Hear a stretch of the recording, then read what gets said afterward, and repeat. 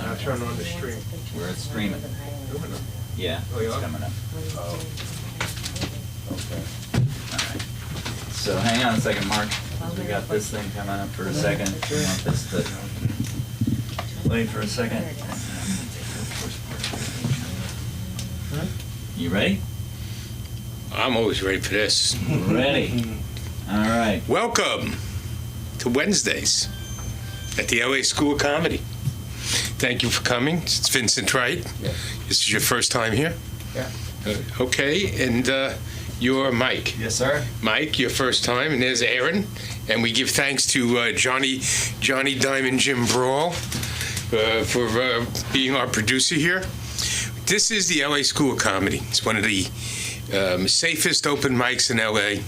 You can say what you want, do what you want, within reason, of course. You know, it is on tape. It's live on YouTube. All right. You tell all your friends. Let everybody know. I just want to make a quick announcement. Remind everybody of Aaron's Film Actors Cafe, and he's doing his open house in December for free acting lessons. Sure, come. It's very good for everybody. You know, it's kind of rough today, though. You know, I'm watching everybody. It's very quiet outside, you know. Everybody wants to know what my position is on the election. I still won't talk about politics. Wow, that's a lie. Smart man. You know, but when a client asks you to talk about, but you don't know what he did. I mean, these people are going through the stages of grief. I was just flipping between CNN and Hannity. I mean, you never can tell who looks like they ate the canary and who looks like they're shitting out a rock. But, you know, all day, you know, I was doing a CLE, you know, for continuing legal education. Another stupid woke idea, even though it was put in 20 years ago. All right. There is no reason to continually educate lawyers who are continually educating themselves. I mean, every day is an education. But enjoying, by the way, yes, last night was fun, actually, watching the electoral votes come in. It was in between naps. You know, I tried to switch over to old reruns of Eureka. Didn't work. It was getting too beguiling as the numbers were clicking off like a bad slot machine. On the other hand, all right, I did have great pleasure this morning watching Morning Joe. It is truly time that he be put into an institution. I just, look, he could share a bed or a bedroom with Joy Reid, who also definitely needs commitment. I don't care which end of the political spectrum you're in, but rage is a very bad thing to run a country on. Oh, yeah. And everybody wants to run it on rage. So now I'm watching it, and this is my last topic on the subject, on the topic. And did I just do a Kamala word salad? Basically, hopefully, the Republicans won't run the country based on their rage. Now, if I was Donald Trump, and I'm not, I would severely do whatever I could to hurt Letitia James. Now, she proved it today. If you all don't know who Letitia James is, my wife always says this, I tell jokes without telling you who the people are. She's the Attorney General in New York. At the end of the day, she got up and she announced how she's fighting already. Kamala Harris said, thank you very much for not voting for me, but we're going to continue to fight. Exactly what fight are they talking about? I haven't figured this out yet. My daughter calls me today from England and starts crying on the phone. I hope she's not watching, but the bottom line is, when I said to her, I said, Tova, all right, not everybody who voted for Donald Trump is a Nazi. Yeah, I said, okay. I said, it's easy when you're living in Liverpool to talk about the election. It's like George Clooney living in Lake Como, and every so often he comes out to tell people how to live their lives. I mean, give me a break. Him and his anti-Semite of a wife. It's the worst thing in the world, whatever she is. She ought to get together with Huma Abedin. They'd be perfect together. Well, you know, they're experienced. I mean, Huma at least got her training from Hillary. And in that note, of course, since I'm hearing oohs and ahs, you know, people getting upset, you know, you can't say these things, right? These are nice people, they mean well. No, they don't. They don't mean well. That's like saying Claudine Gay didn't mean well either. No, they don't mean well. No politician means well. They mean well about themselves. But it remains to be seen if all the promises that were made, and people believed them, and they believed them hard, 51% of the nation, come true. We'll see. And I don't believe that anybody's going to sit here and worry about going after their enemies, though there are a few of his enemies that I could definitely see getting their asses kicked. Yeah. And they would deserve it. Starting with Merrick Garland. There's a man who never should have been made Attorney General, and I'm ranting and raving, and thank God he isn't a Supreme Court judge for life. That all being said, and keeping myself funny, which is hard to do as people are going through the stages of grief, and you watch the stages of grief happen. It's kind of funny, It's the day after, and it's like they're holding this wake for American democracy. I'll leave on this one note. It's something that I think it was Rubio or Rand Paul who said American democracy has survived a lot worse than Donald Trump. And the way things are set up, it's really, really, really hard for things not to get back to normal. And you look at it, the only unfortunate thing is after the last round of Donald Trump being president and what they did there, the country still recovered. Unfortunately, had to recover from and face a worse disease, Joe Biden. God's sake! Speaking of using killed virus, except that was a live virus, but you have to have a real virus. It can't just be a virus you invent. It has to be something there. And anyhow, this is where we are.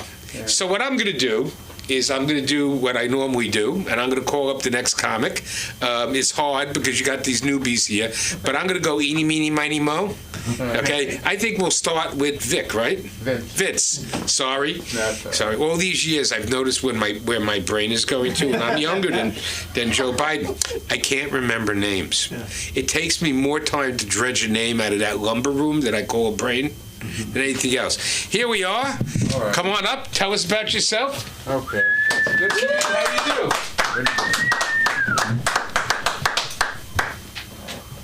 you do? Hi, my name is Vince, and I teach special ed kids. And I just wanted to share a few jokes with you, see if you liked them. All right. So, I was wondering, in a lot of ways, you watch sports fans out there, you always wonder why they have commercials. The first commercial they have up there is for McDonald's. And then after McDonald's, you get fat in the first 20 minutes. The next 20 minutes, you get diabetes medication from eating the food. And the last 20 minutes, they're giving you the medication to treat the diabetes you got from eating the food and, the depression you got. It's crazy. I don't understand this. Like, people keep doing it, and they still go to fast food. I don't understand this. I got heart issues. You got people lining up. There's books, all these things. Why do people keep doing that? I don't get it. Anyhow. All right. I don't know if you've heard lately, but I heard a story recently about a person who was depressed, took an antidepressant, and he did his business, and a fish got the pill. How in the world, how are we going to treat these fish? They want them to be happy. Are they going to give them an MRI, have a psychiatrist talk to them? What's going on? I don't know, but I think it's strange. I don't know, most people that I know that see psychiatrists end up worse before they start. You know what I mean? It's just a lot of these people, I don't know. I mean, in my own family, there are people who have been seeing psychiatrists for 20 years, and they're still crazy. They're still screaming, and they're still angry. So I don't know what they tell them, but gee whiz. Anyhow, I teach autistic children, and I have noticed something interesting. So, autism is a problem communicating with other people. They can't talk, right? So what is the point of putting them on a tablet where they're not talking to people, and then have them go there and they don't even interact with the normal kids? What is this? Like, if you want to get them better, wouldn't it make sense for them to actually talk to other students? I don't get it. Like, life seems crazy to me sometimes. And speaking of kind of crazy, I've been reading the Bible lately. And there's some stories in there I don't get. Talking snake. I don't understand this. I've never seen a snake talk, but if they say so. A donkey that talks, well, doesn't make sense to me either, but hey, you know, that's the Bible for you. Doesn't have to make sense, I guess. Anyway, tell that to an atheist and they'll be like, yeah, right on, you know, but basically, I think it's, I like the book, but anyhow. Another thing about life that's kind of crazy, as I was mentioning before, you know, people are getting sicknesses, diseases. You would think they'd actually want to get better, but they keep going to the same place to eat every time. I don't understand. You know, do they want a bypass surgery? Are they like lining up? They're basically lining up. They want to. Here's your bypass. You know, here's a burger for you. You know. Anyway, and what else can I think? In life, I think there's a lot of things that just don't make sense. Traffic, for one, you know. I don't understand why everybody has to be on the road at 5 o'clock at night. I don't get it. Honestly, in my opinion, they should have like limits. If you're working, you get on the freeway. If you don't, you don't. You know. And New York, I can't go there. It's too much. I've been there. The traffic is beyond. I'd rather just stay home. I don't want to go out. So anyway, and just life in general to me sometimes doesn't make much sense. Why do people line up to, you know, the World Series just happened, right? And it's so expensive. Oh, everyone pays thousands of dollars. You can go there for free. Just park your car, get up there, and get as close as you can. I don't know. People want to spend their life savings on a place that's, you know, you can just go up there for... Anyway, I try to do things for free. I don't want to pay thousands of dollars for a game I can watch on TV, but I'd like to just go up there and, you know, see the game in person without paying all that money. What else?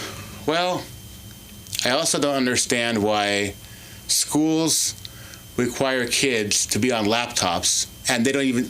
Instruction has changed since I was in school. You know, when I was a kid, you learned something. These kids today, they come out dumber by using the computers than they did when I was a kid. They can't even look anything up. You know, it's like you got to go onto, you know, they want Wikipedia. They're sitting on the phone, and they could crash their car. They wouldn't know. They're sitting there, oh, yeah, I'm typing in here, boom, you know, and then they think they know so much than older people. I don't know. I'm 48, but they can look it up here. Well, do they know that basically it could be a lie, you know? I mean, they're going to tell their teacher, hey, you know, Christopher Columbus sailed to Africa, and I believe it. Oh, the teacher's like, oh, really? Well, that's not how I learned it, you know? Anyhow, so I find things absurd in life, and there's a few things I don't understand at all. Also, I would say that what really doesn't make sense to me, I'll tell you a quick story. So I was on the way to Humboldt to visit my sister, who was having a breakdown. And I was coming up in the Humboldt, and the guy goes, no kidding, you know, I'm half asleep. He goes, it's the end of the world, man. The sun's going in the water. I'm like, no, man, that's why I get some sleep. I don't understand. Like, people are just, yeah, I don't know. I think the insanity of life makes it funny, actually. You know, if you just take it at face value, you know, it's not funny, but just people are funny. I like watching people, and they make me laugh. So anyhow, what else? I'm funny. I think I'm funny. Anyway. Well, people say you're funny, then you must be. Well, I'm trying. What you need to do is take a class. All right. Thank you. Where can we find you? Social media? Social media, I don't have one right now, but I think... Man. Thank you. Thank you very much. Yeah. Give a round of applause. First time on. You know, Good job. Just to make a quick point. You know, Sunday doesn't like to do much time between acts. Well, sometimes you have to. But here's the bottom line. I was sitting in the 2nd Avenue Deli many, many years ago, getting ready to order my usual pastrami sandwich and 2 hot dogs in those days. And some woman just dissuaded me by these few lines that said, this is the food that kills Jewish men. So he's talking about McDonald's. Yeah. And McDonald's only brings one thing. My brother-in-law was murdered by a McDonald's hamburger. Yeah. In fact, more than one. Yeah. McDonald's is the food that kills black men. Oh, yeah. All right? Because, you see, 30-odd years ago, and this is one of, it's terrible to sound political, but sometimes, 30-odd years ago, I heard about diabetes and hypertension in black men and how they're going to solve it with this thing and that thing almost 40 years ago. You know what? I heard the same thing on the campaign trail. How we're gonna worry about health and health and health. You're worried about women's health. You're worried about men's health. You got to do something about McDonald's. Oh, yeah. All right, anything. I don't care if they have to. But it is the food that kills black men. It leads to diabetes, hardening the arteries, diabetes, and the end result is dialysis. Oh, yeah. The last thing you want. And on that note, I think we're going to bring Aaron up. Go. Aaron. All right. Thank you, Mark. Hey everybody, how are you? Yeah. You doing good tonight? Yeah. Good. Vincent, you were talking about therapy. I've been through more therapy than pretty much anybody, and yeah, I'm still fucked up. Yeah, you're right. 2 years of analysis. I am bipolar. So, and I have ADHD, which everybody has, apparently, because every time I mention it, everybody go, oh, yeah, me too.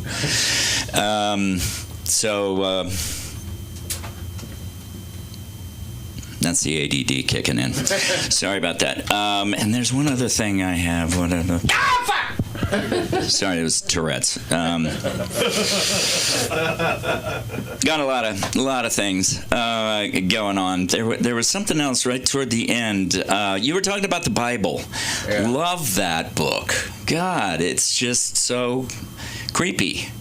I mean, what is this thing about? They say that it's spilling your seed. It says don't spill your seed on the ground. It's like, I don't think they meant like masturbation in general. I think that they meant just don't come on the ground. I think that's really what they meant. But I was always wondering whether or not the the apostles, the people who wrote the Bible actually, because Jesus didn't know how to write. He wasn't educated that way. He was educated in the way of the Lord, and the Lord never taught him to spell. But I was thinking about all of the apostles who got together, and wrote the Bible, and I thought that might be kind of interesting to be in the writer's room. With the apostles. I don't know if you guys are familiar with TV. They have like a writer's room where a bunch of writers get together and they write the pilots and stuff like that. So I was figuring that with the Bible, that's a lot of people. A big book. So they probably had a writer's room and they were just sitting around like, spitballing, pitching ideas, talking about who was going to take what section of the Bible, right? What are you going to talk about, And so Peter's there with, John, Paul, and Ringo, and they're sitting around writing the Bible, and one of them goes, "Yeah, I'm going to do the thing about the blessed are the meek," and oh man, I was going to do that. Shit. All right, you get that. I get the the what is the lamb thing? They've got a lamb. There's something about a lamb. Anyway, he said something about a lamb. Don't be a lamb or something like that.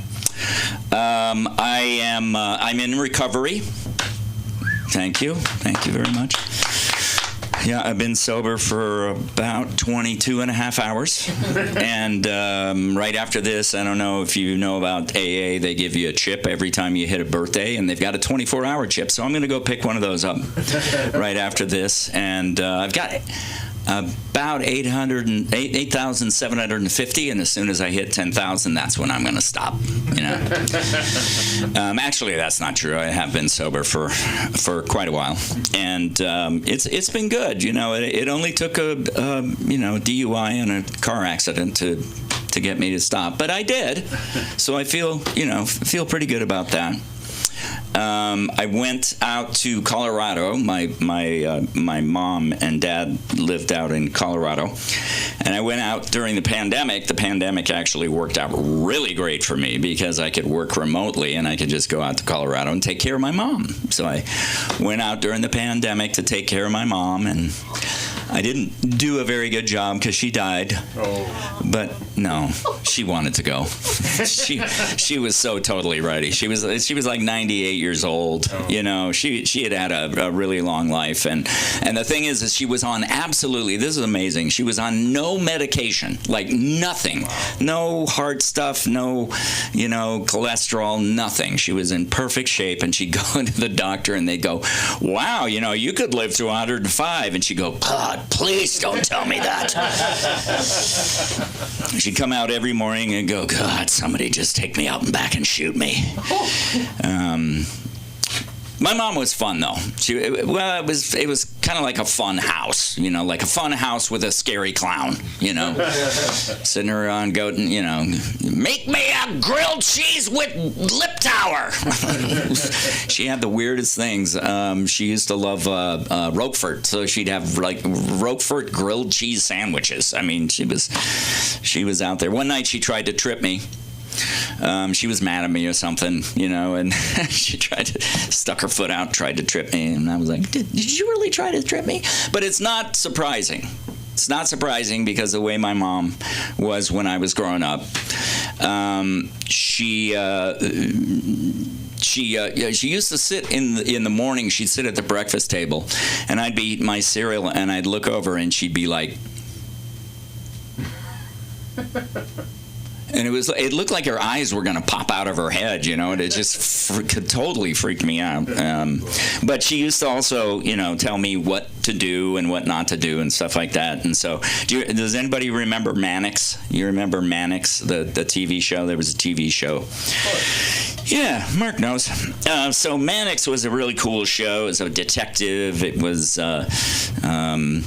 what was the actor's name? God. Anyway, doesn't matter. So anyway, he had this really cool thing. In the opening, they had a bunch of shots of him like in action, you know, with the music underneath. And he would do all these things, you know, run around a corner with a gun and, you know, jump and grab a guy and throw him on the ground. And then he did this really cool thing where he'd run up to this railing and he'd put his hand on. You know how you put your hand on and you flip yourself over?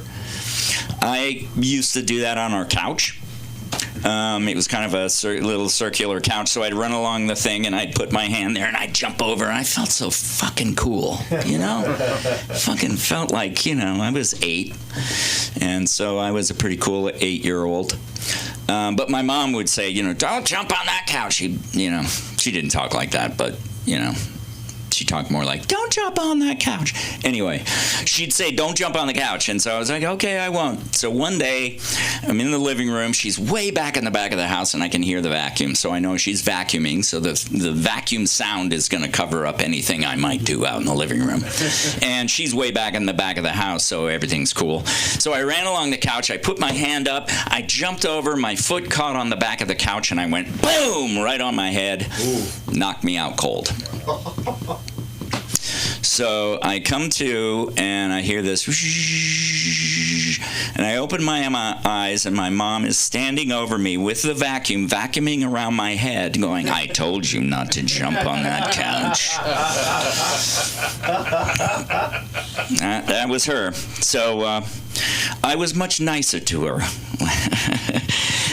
She used to have Dr. Pepper and ice cream sandwiches. That was her thing, her go-to. She was also very, very strict about using profanity in the house. And profanity to her was kind of a strange animal because it was we couldn't say fart. That was like, you know, you'd say fart and you'd get a smack in the mouth. You know, don't say fart. You know, when you burped, you had to say pardon me. If you didn't, you'd be not pardoned, and you know, you'd go to jail. But so she was really heavy into that. But when she was, you know, when I went to take care of her, she was, you know, not very mobile. It would take her a really long time to get from one place to the next, which, just so you know, if you have anyone who has a really hard time and is really slow getting from one place to the other, there are 4 words that you never want to hear. I have to poop! And then there's 2 words that are worse. I'm pooping. So that's kind of what I went through. But anyway, so she would lay in her little lounge chair and she would listen to books. So she really liked these detective novels and westerns. So I got her this, Alexa, one of the Alexas sitting next to her. And so I got Audible, and I'm like the good son. I'm like setting her up so she's got everything, and all she has to do is say, Alexa, play, whatever book she wanted to listen to. And then she could never get the name right. She'd go, Aleskia. She'd say every word in the book. So I'd always have to start it for her. So one day I was back in the back of the house doing something, and I hear this book, and I can only hear it in the background, but I walk through the kitchen, and as I'm walking through the kitchen, I hear on the little Alexa, and then he took his fingers, he slid it down her spine, and started fucking her. And I was like, whoa, this is not going to go over well. I just really thought this might not be a great thing, So I'm like, well, I don't want to, ask her, I don't want to bring it up. Maybe she's sleeping. I don't know. I can't tell. So I'll just let it go. And then at the end, when the book ended, I asked her, so Mom, what'd you think of the book? And she said, it was very colorful. So she had a good time. Let's see here. What else can I tell you? I think that's good. Yeah, there's a nice light there. That's a 2-minute light. So, ladies and gentlemen, I do want to let you know that we are having a acting workshop. It's going to be a complimentary acting workshop here at the LA School of Comedy, 10835 Santa Monica Boulevard in Los Angeles. It's going to be on December 8th. So December 8th, it's a Sunday, put that in your calendar. At 4:30, we're going to start working with young adults, so anybody 10 to 17.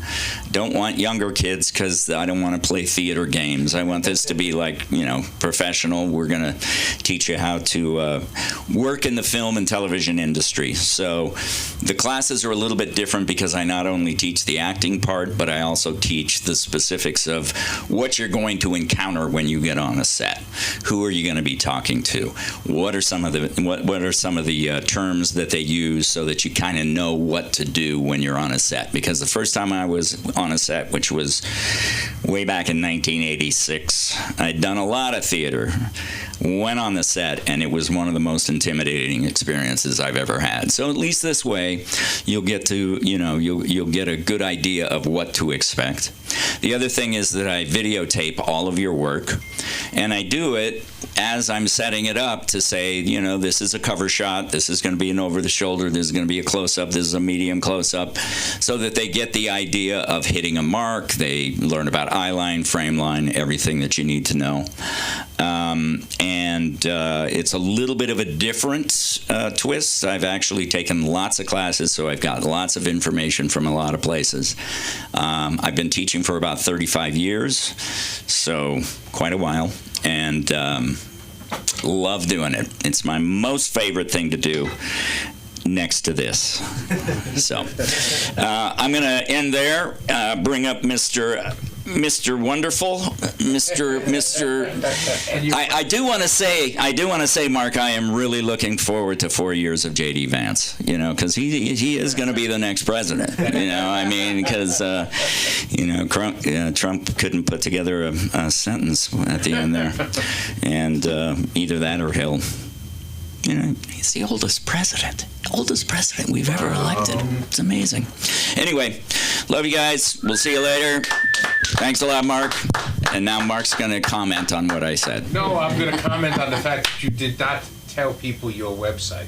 Oh, sorry about that. Yes, you can find me at Aaron McIntyre, AERON MACINTYRE, on Instagram, Facebook, everything. And then the website is Film Actors Cafe. So filmactorscafe.com. You can go there. There's a QR code. You just click on it, or you go to the website and it'll take you to an Eventbrite. Sign up there. We've only got limited spaces, so make sure you sign up early. Good? There you go. All right. Thank you very much. I'm not going to comment on what Aaron said. I will remind him, though, when the last time he did his routine about therapy, he told us how many years he's been in it, and I added it up, and said, you blew $250,000. So, you know, there is one point he got into the insurance company. Anyhow, there is one point he did make.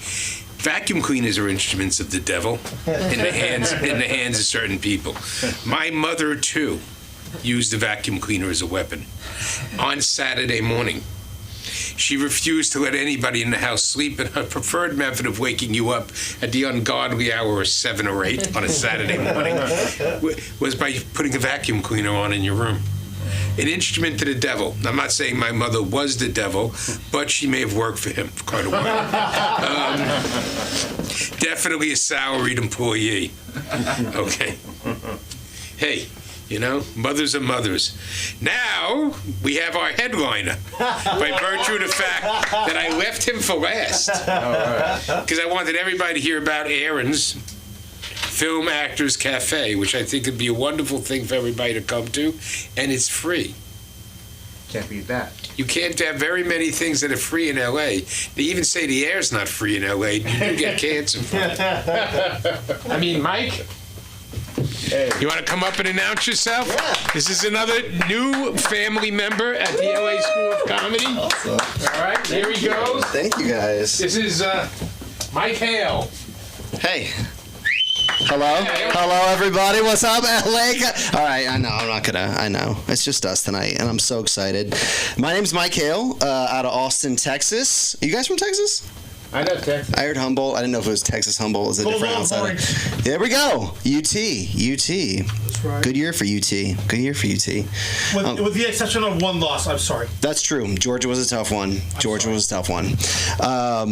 No, I'm so excited to be here. I'm just in town, and so I saw there was an open mic and wanted to be a part of it, and this is fantastic. Thank you guys for having me. And we got the feed. This is so real and professional. I can see myself. I wasn't nervous. Now I'm nervous in front of myself. Look at me. God, I look good. Jeez. All right. Okay. I'm gonna be honest. I'm a little bit jealous of you guys because in a few years from now you're gonna say, I saw Mike Hale in this little tiny club on and right outside Santa Monica in LA, and look at him now, dead at 40. So lucky you guys, huh? I don't dress myself for the most part. I don't know if you guys do. My wife dresses me. She's got good taste. I have bad taste. That's fair. And so she bought me a Carhartt shirt recently. You guys know Carhartt? It used to be like a very blue collar sort of thing, and now it's very in fashion. All the kids are wearing it. So she bought me this Carhartt shirt, and that's fine. I wear it. But here's the biggest problem. I haven't done one manual labor in my entire life. Like, my hands are as soft as the day is long. And so when I'm wearing the Carhartt shirt, I'm a little bit worried that I have like a stolen valor sort of situation that I'm running into when I'm wearing it. I feel like I should. I'm afraid that a real blue-collar worker is going to come up to me one day and say, hey, I like that Carhartt shirt. Name 3 tractors. I'll be in trouble. I'll be in a lot of trouble. My wife said that I had to throw away all of my emo band T-shirts from high school, which is fair because they were all women's mediums. That's how we wore them back in the day. I don't know if you guys are familiar with the emo genre. Not so much popular anymore, but in the early 2000s, very big. It's so weird. It was the saddest music that money could buy, and they marketed it to suburban teenagers with 0 real problems. Not a single one. It's just a bunch of kids sitting in the cars that their parents bought them. Like, I don't know, Jackson, man. Taking Back Sunday just gets me, dude. They just get me. Like, sometimes I don't even want to go to soccer practice. Like, But I have friends now that are now in like their late 30s, early 40s. They still listen to it. And that makes way more sense to me because they have actual problems, right? It's the dad with 5 kids that should be in the bathtub cutting. Like, that makes sense. I get that, you know. Emo music. These are real problems. And so I think a lot of these bands who are still touring, which is crazy, they're missing a huge market here. All they need to do is just update their songs a little bit for their aging audience, you know what I mean? Just write some new songs and update the content. Like, the mortgage is due and I just lost my job. You know? Something like that. Like, the colonoscopy came back concerning. They could make my stepson doesn't respect me. Hey, listen, all I'm saying is, where's Rage Against the HOA? That's what we're looking for as we get older. Man, I recently got a new puppy. I know. Isn't that exciting? Very cute. She's a mini English bulldog. It's great. I don't have kids, but now I know exactly why dads go out for cigarettes and never come back. It won't stop pissing and shitting everywhere. The wheels of my car don't touch the highway without me thinking about how far away it could take me. Oh my God. I'm from Texas. I'm not from Texas. I live in Texas. So I'm originally from Cleveland. And Texas is a weird place to live. I've been there for 14 years and I still don't feel like a citizen of Texas because I'm not sure if you guys are familiar. It's its own kind of country. That's how they see it. And it's, you know, they want to secede still to this day. To this day. It doesn't make sense fiscally or otherwise. The power grid goes down once every 2 years. So I've never really kind of felt like a citizen, and until recently I finally went out and I took the Texas citizenship test and I passed, and so I got a pair of cowboy boots, a gun, and an irrational fear of people that don't look like me. So I'm a real Texan now. That's how I feel. My wife is a real Texan, and so it was kind of like a green card marriage there for a little while. Like, she was my Texas street cred. And I'm not a gun guy, but I did get a gun. I got my very first gun. I'm not a gun guy. And it never was a big thing for me until now that I have one, I started having these like home intrusion fantasies. Like, I like fantasize about it now that I own a gun. Like, I'll just, kind of be nestled up in bed, just like asleep, and then I'll wake, in my fantasy, I wake up and like, what's that? A rustling in the foyer? Babe, hand me the Glockenspiel. That's what I named my Glock. Hand me the Glockenspiel. I kick open the door. You're in a lot of trouble, Buster Brown. And as soon as I figure out how to get the safety off this thing, you're dead. This is how not a gun guy I am. I read the instructions that came with the gun. Did you guys know when you buy guns they come with a manual? I'm like, yes. The bullets come out of this end, of course. Of course, yes. Stupid. Any Boy Scouts? Are you guys Boy Scouts? Yeah. Yeah, you're a Boy Scout, right? Yeah. Here we go. Oh, yeah. I was a Boy Scout. I didn't make it quite to. Did you make it to Eagle? No. Okay, me neither. Yeah. I tried to quit the whole time. I started in Cub Scouts. I tried to quit so many times. My dad was an Eagle Scout, and my mom was always like, "Quitters never win." I was like, Mom, how the fuck do you win Boy Scouts? And then I grew up and I got older, and I realized the way that you win Boy Scouts is by quitting Boy Scouts before you get molested. Oh shit! And I was this close to winning Boy Scouts. Just kidding. So you know this. What you guys know what the Girl Scouts sell? Cookies. Yeah. What do the Boy Scouts sell? What? Exactly. Nobody knows, right? Because they sell popcorn. Do you know how insane that is? The Girl Scouts, they can set up anywhere, and anyone will buy that at any time. At restaurants, Walmart, wherever. They're selling. Everyone knows Girl Scout cookies. It's a thing. No one knows about Boy Scout popcorn. But they made us go door to door and ask people, would you like to buy some popcorn? And they would be like, You mean like the Christmas ones with the tin and that sort of thing? And we'd have to say, no, it's like the regular microwave ones that you buy at the store. And they would say, get the fuck off my porch. I don't know. They gotta come up with a better model. We've had a little Bible talk tonight.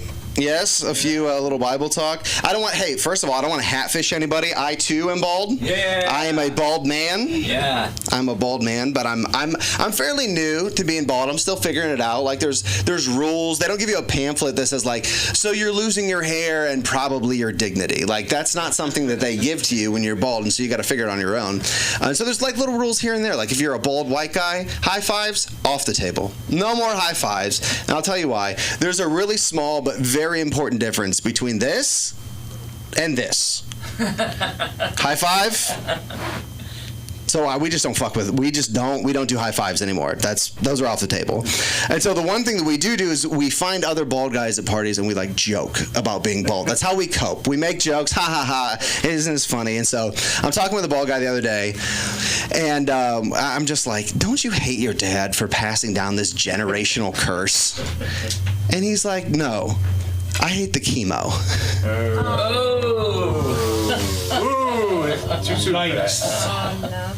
And I was like, oh my God, man, you're not even a real bald guy at all. Listen, okay, I'm not gatekeeping being bald. I'm just saying I don't have to do drugs to be bald. This is God-given. And speaking of God, speaking of the Bible talk, I'm not sure if you guys are familiar, but the Lord favors the bald. Are you guys on board with this? Go ahead and get your Bibles out. I'll prove it. Go ahead and get your Bibles out. Okay, I got it. You guys got your Bibles, right? Yeah. Nobody has their Bible. Okay, Jesus Christ. All right, I'll go ahead and paraphrase for you that forgot your Bible. 2 Kings 2:23-25. Elisha the prophet walking down the road, and a bunch of kids, they come up to him and they start making fun of him. They say, "Get out of here, Baldy! Get out of here, Baldy!" And he turns around and he calls down a curse in the name of the Lord. And 2 she-bears come out of the woods and maul 42 of the children. The word of God for the people of God. Amen. Thank you. That's an actual Bible story, but it tells me 2 things. First of all, the church is really only pro-life when they're still in the womb. After that, it's fuck those kids. They can figure out how bears work just like everybody else does. And here's the other thing that I take away from that is I know that God favors me as a bald person because his own kid was hanging on the cross and he sent exactly 0 bears. My name is Mike Hale. Thank you guys so much. I had a blast. Where can we find you? Mike.hale.jokes on Instagram and microdosing on Twitter. Here we go. Well, welcome from Austin, Texas. Thank you. Wow, and you're in L.A.? Just for a short period of time, I'm sure, before you go back to the land of 6-suiters and big hats. That's our show for tonight. Very nice show. Nice to have new people. All right. On one small note, when you talk about emo music, it was invented in Washington, D.C. Just to let everybody know a little tidbit of history. So I figure now that almost all the people in Washington, D.C. going through their stages of grief are sitting with headphones listening to emo music. And you can almost hear, Kamala's husband yelling, "Kamala, what are you doing in there?" "Oh, I'm cleaning my Glock," while she's sitting there with emo music, on her head. And you wonder, did she ever clean that Glock? All right, this is the LA School of Comedy. Yeah. I'm Mark Zaffron. Yeah. Next week you get Sunderback. And here we go. Thank you all. Do imitate my wife, do a little dance.